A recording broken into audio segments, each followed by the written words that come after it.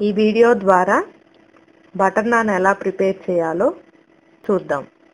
ముందుగా butter non prepare చేయడానికి కావలసిన పదార్థాలు: మైదా 500 గ్రాములు, పంచదార ½ table spoon, east 1 table spoon, గోరువెచ్చని నీళ్లు ½ కప్, ఉప్పు సరిపడినంత, కలోంజీ ½ టేబుల్ స్పూన్, కొత్తిమీర గార్నిషింగ్కి, వెన్న 3 టేబుల్ స్పూన్.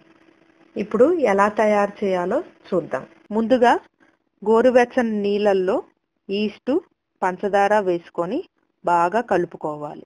ఇప్పుడు ఒక బౌల్ తీసుకొని మైదా, కొత్తిమీర, కలోంజీ, సాల్ట్ వేసుకొని పెట్టుకోవాలి.